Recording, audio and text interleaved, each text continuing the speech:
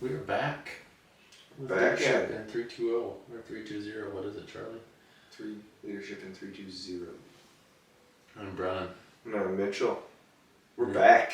It is March Madness. It is Easter. All the above.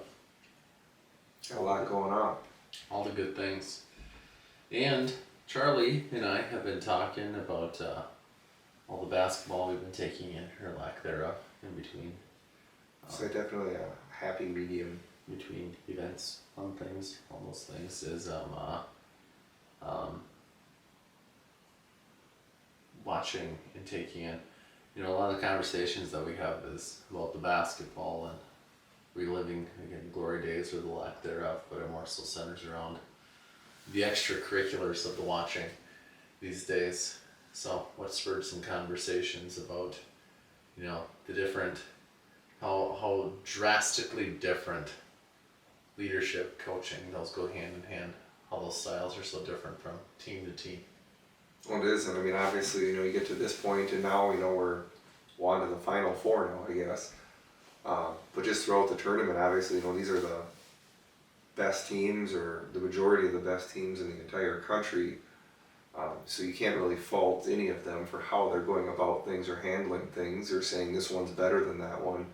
But it's just interesting to see just the variances in coaching styles and leadership styles, whether it be by the players or the on the coaching staff, and how they handle different situations.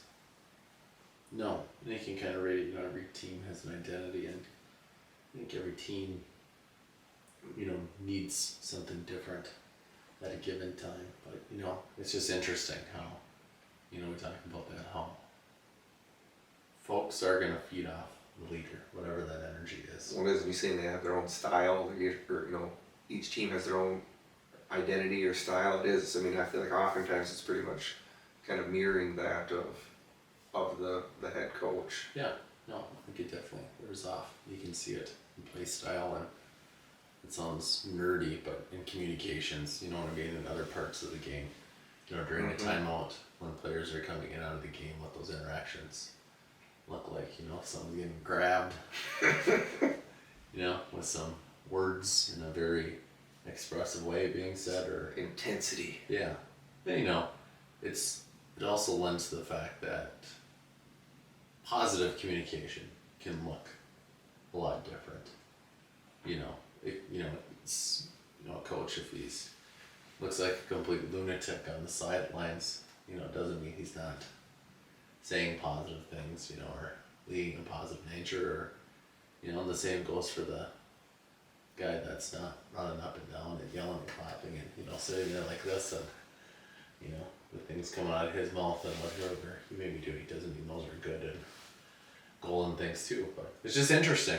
And of course, we're talking in a different arena, and basketball itself, I think people and good leaders recognize too, there's different avenues to things, like, what am I trying to say here? Like, you may act differently or set the tone differently, behave differently, when you're at school, in a meeting, compared to if you're coaching a little league game or something, Dirks, you're probably gonna, again, there's some core things that'll change, but I guess what I'm saying too is like, I saw PJ Fleck speak a couple years ago at a school event. Rode the boat.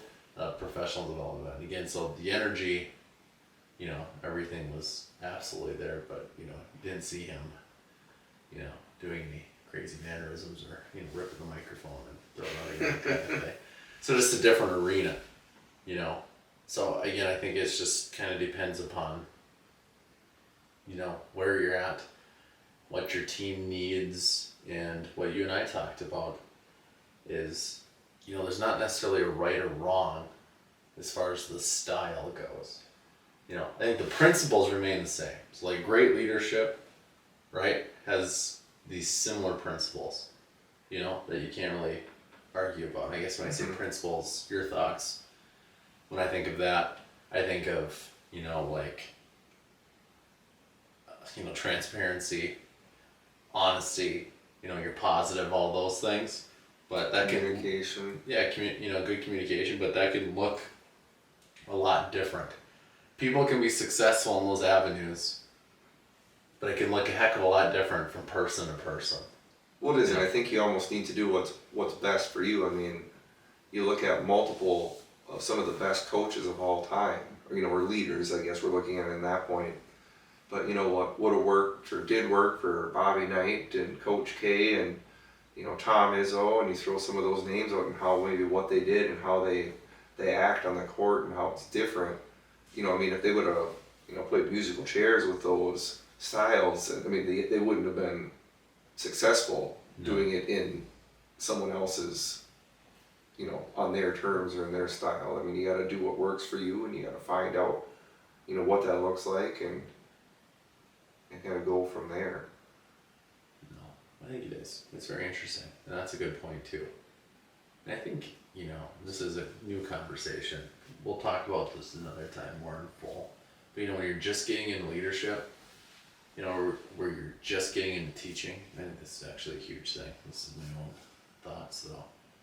With either of those things, again, leadership position where, depending upon your exposure to some of those mentors of sorts, through your experiences in college or whatever it may be, I think so often, when you're younger, maybe you don't have the confidence, or you're thinking, just your experiences are so much more limited in scope, where you're maybe thinking, oh, this is how you have to do that, which is too bad, because it's great for people that have great experiences.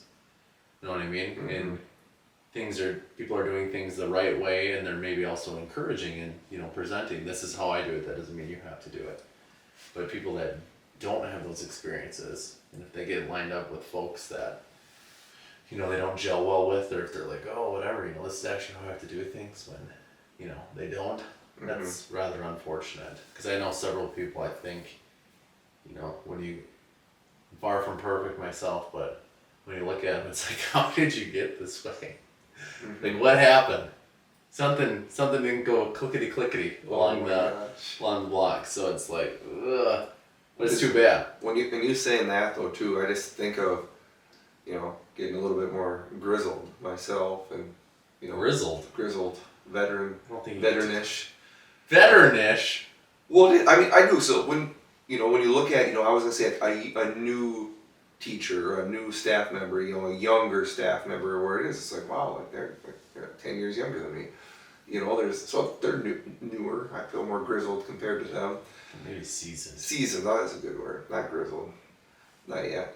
But no, one of my favorite things though is to see those, newer teachers, and obviously, maybe this is their first time teaching, and every single day is the first time teaching that those new lessons, and the first time dealing with that situation. And obviously, yeah, they lean on some of the grade level leaders or other teachers in the building who are, graciously lend them their time and their help, and who are fantastic teachers on their own. But I absolutely love seeing when the younger teachers really kind of, and I hate the expression, but I'm going to say find their voice, or kind of forge their own path too, and they start adding more and more of their own style to it too, because it's like, well, yeah, this is a great teacher and this is a great teacher, but if you teach the way either of them teach, you're not going to be a great teacher. You'll be an okay teacher or a good teacher, but it's not your style, where, once you take pieces of this and pieces of that, but then do it into the way that it works for you. I just really enjoy seeing that, and just seeing like how the confidence goes up, and I mean, you can just tell in the whole classroom, the atmosphere just feels different when it's like they finally have they've made it their own. Yeah, you never want to pretend you're saying someone early stages of their career, but there's nothing more exhausting than pretending that you're something that you aren't. And what I've realized over time, the more and more you can be yourself in your role, the more fun you're gonna have ultimately too. What is it? You're not putting on a show. Yeah, no. And again, yeah, I think sometimes, as far as when you're thinking leading authentically, and again, that looks different, and you and I have talked about that too. Just how we would handle certain situations or how we go about our business. And you and I agree on a lot of things, and some things we definitely don't, which is completely fine. You know, everyone's gonna have their own basis as far as, again, how they think things should be handled, how you should go about your business, you know, in different circumstances, and that's fine. Like I said, I think the March Madness, the basketball, is a great example of that. You know, it's a pretty high stage, it's just a game of basketball, as far as dollars anyways. I'd say it's a very easily accessible when it comes to viewership. Yeah, there's just a lot, but I mean, yeah, just opposing coaches, and again, and how that funnels. You know, obviously you don't get an inside look at their practices and stuff, but it's just so interesting. But I think the important thing to remember too is, I don't know if principles is the right word either. You know, but know what I mean? Like, well, you threw it up before. I like it. Like a Most team's the identity of the team. I mean, essentially falls into their principles and their practices that they follow, and is kind of how. I'm trying to think of the right word. Just it's just yeah, how we go about our business. Yeah, That's what they're about. what is? I mean, you know, like, oh, this team is really good at this or at this area. This is, you know, areas that they really work on, where other teams might be more focused on different areas. And you know, if they tried to mimic that other group or that other, you know, team, I mean, it's not going to work for them. They're not going to be in that place. So I mean, I don't know if this is what you're getting at or not, but mentioning what you did before, I mean, I think I've not seen you in action, but you know, I'm sure you're a great leader. And, you know, I'd like to think that I do okay with things, but I feel like, you know, if you completely took my leadership style and I flipped yours, I mean, I don't think either of us would be anywhere close to as effective as we are, just because it's, you know, it's just done in a different fashion. No, for sure. I think, lost my train of thought a little bit. Is it right? Is it? No? That's not helpful. What were you saying? What was that? I was sending you your train of thought, and I was trying to get the train back on the tracks. No, bottom line, it's just very interesting. But like I said, you know, if you think of 2-3 things that are really important, like if you think of all the great coaches, again, like you said, you know, here's a good example.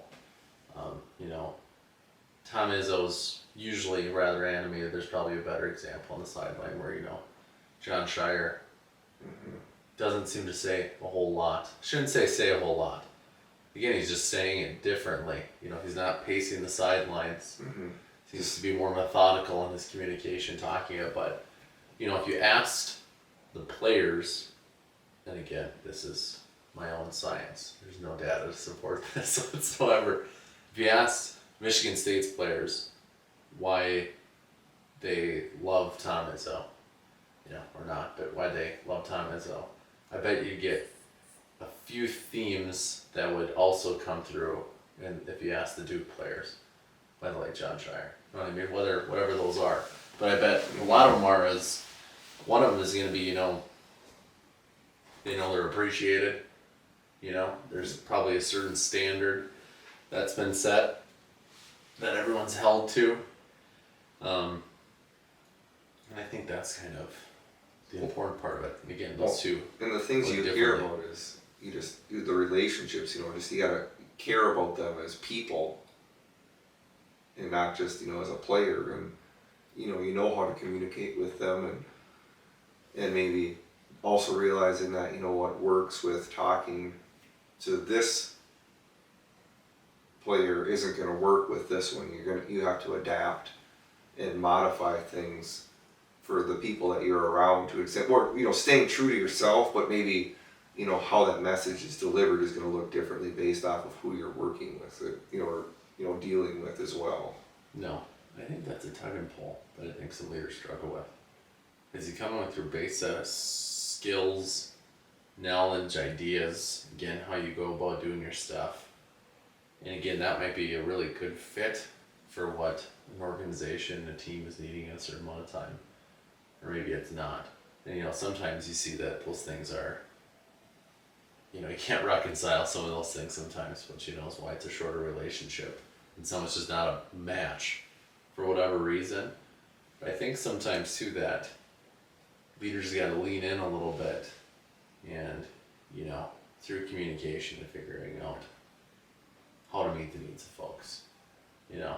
And as a leader, you know, you and I talked about, I said one of my favorite lines ever is the, you know, if you wanted to make everybody happy, you should have drove an ice cream truck. Mm-hmm. Which there's so much truth to that, but you know, some of my leaders that I've had exposure to, you know, or some relationships with in the last few years, you know, have that ideology of, you know, not being a complete pain in the ASS to people, you know, but kind of like, you know, I'm head boss here, you know what I mean? Mm-hmm. It's my way or the highway, which again, some of those, sometimes that's necessary, you know, you gotta make decisions, you're in that position, but like, that carry the attitude of either, I don't care if people like me, or worse, I don't want people to like me.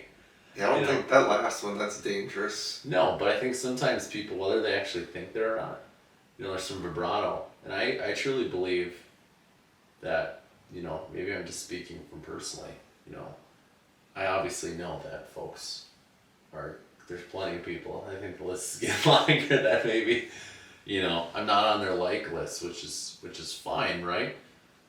Every now and then, though, you add a new one who maybe does pop up on there. No, to the good list or Yeah, the good list. No, but you know, and again, when you're in position of leadership, bottom line, you have to make decisions, and decisions aren't gonna please everybody at a small scale, high scale. You know, if you're the boss, you know, of 60, 70 people, and you know, throwing 350 kids times 2 for parents, other stakeholders, you know, that's a whole lot of people that you have an opportunity to irritate, you know.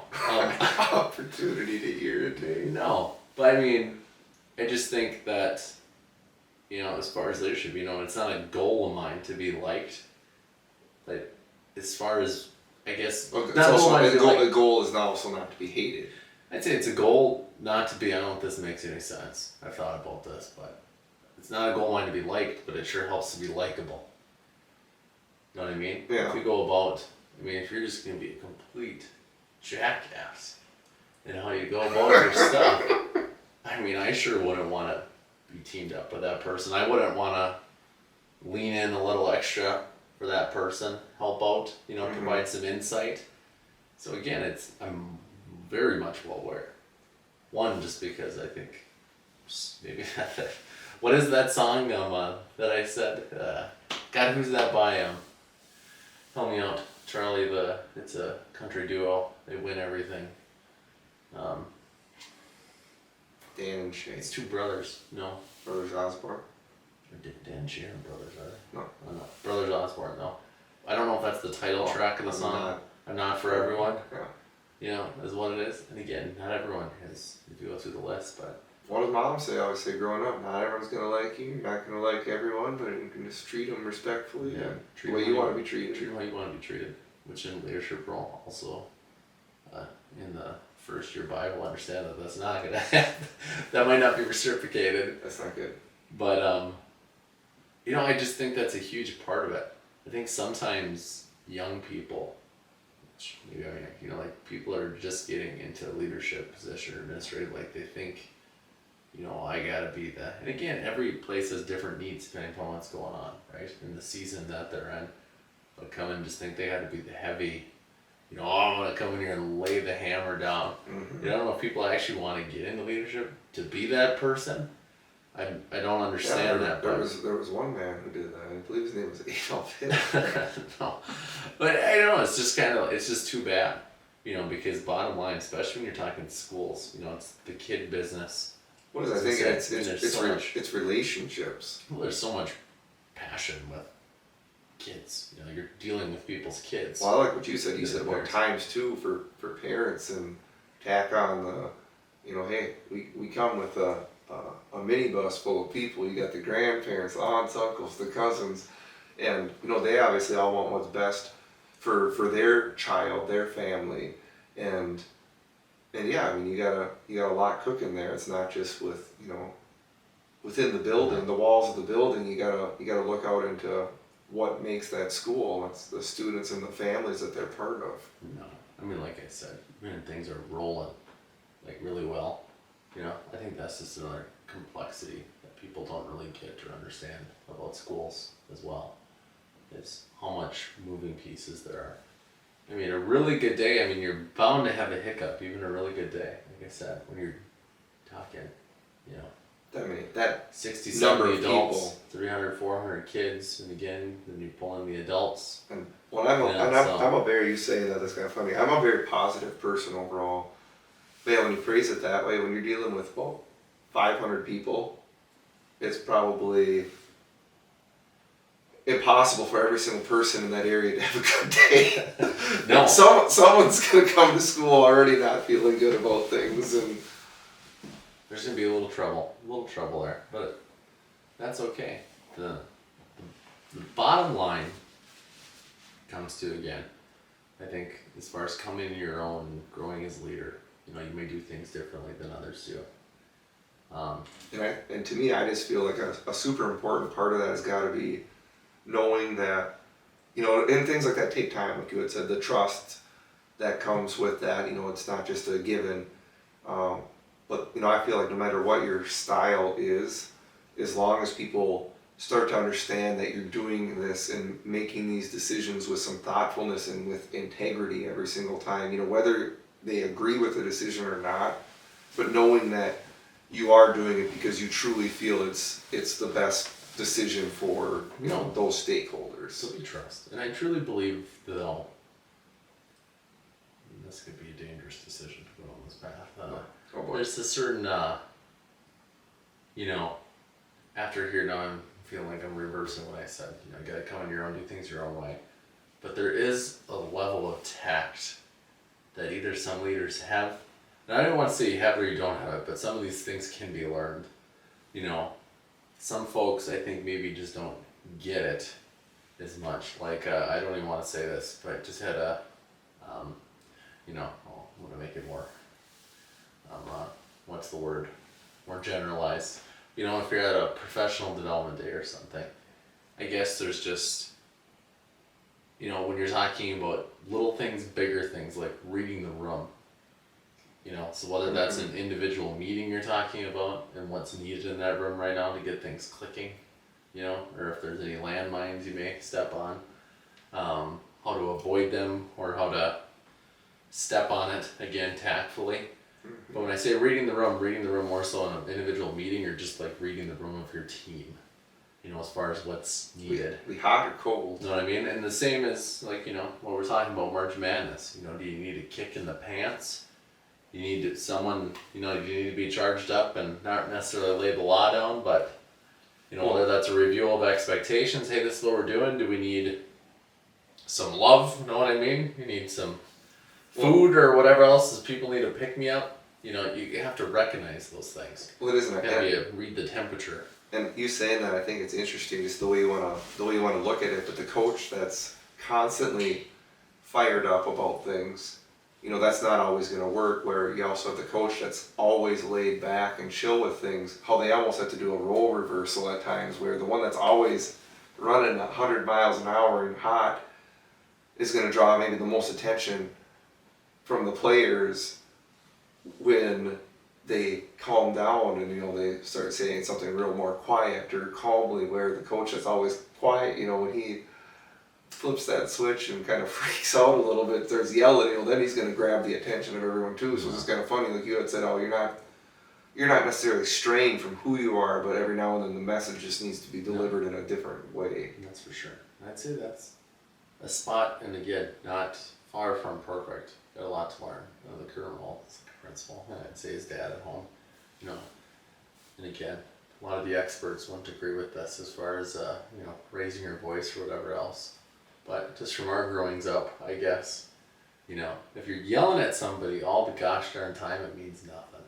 And it doesn't even matter what's coming out of your mouth, if it's meaningful or not. No one's listening to it. Which I'm going to say, we didn't deal with that. No, I was coming back to that. I was saying. No. What I was coming back to is if, dad or you know, my current position now, I think the kids, that's usually not how I go. Try to stay pretty level. Almost less. But if the voice, but, you know, yeah, if the voice is raised a little bit, you know, you tend to listen up a little bit. You know, you kind of mean business and hey, get focused here. You know, lock in.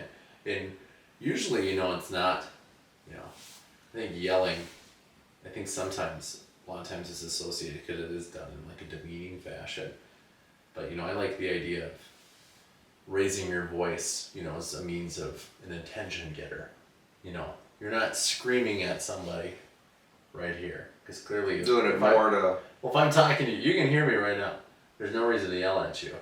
But if someone either has made an active choice to not listen to So you, if you're screaming in someone's face, no. that's different than no, trying but to get. you know, like I said, it's an attention getter. Someone says, hey, gotta talk to you, whatever else. You know, if they were messing around in the lunchroom or whatever on their way out to recess and they blatantly, purposefully ignore you, whatever else.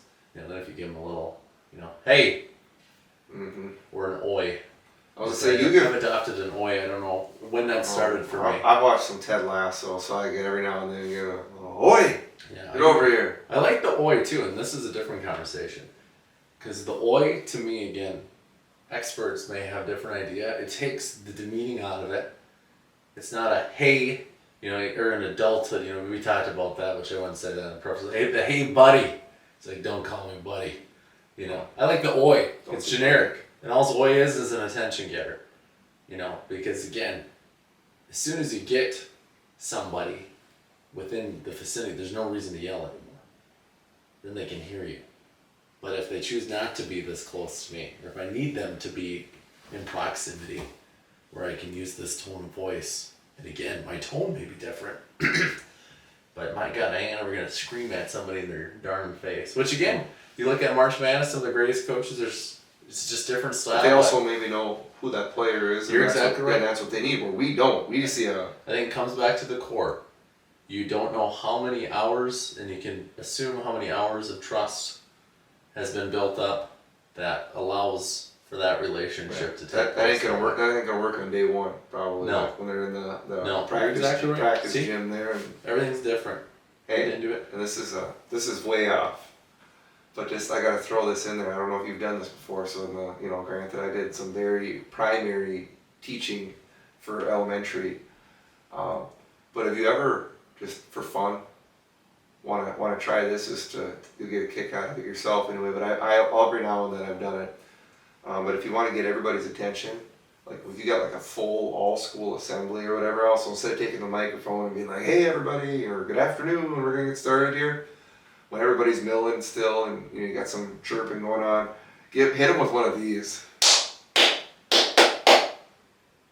Just loud up on stage or in front of everybody, and immediately that place is gonna go quiet and they're gonna echo back with the same. Like that. So that's granted that's not gonna work in the majority of leadership settings or anywhere else other than. Actually, I want to argue. I want to say this now. Again, this is generalized, so we gotta wrap this up. The general PD opportunity I was explaining to you.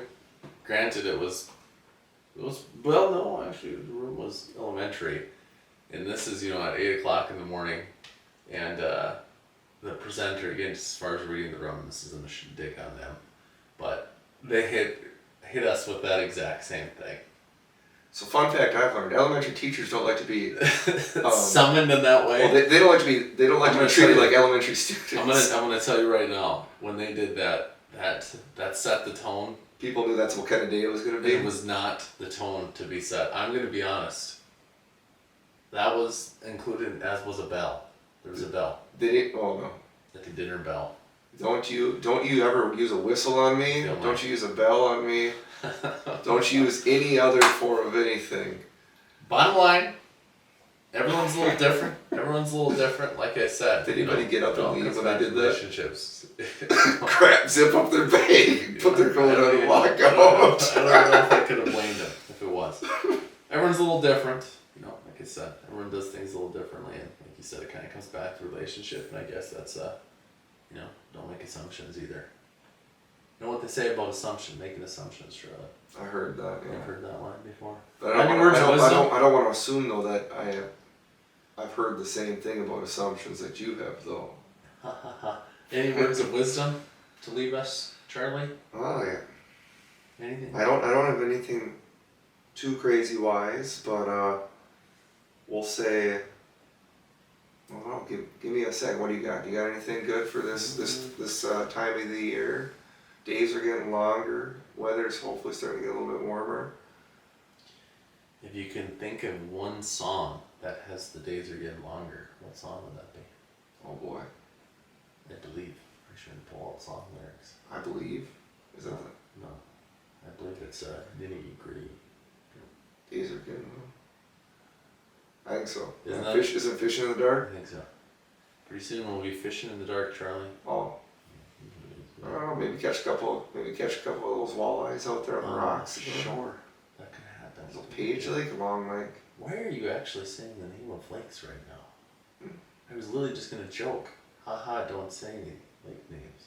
I was kidding. It's Lake Secret. So you might have to learn how to blurb that out for the That first time. was in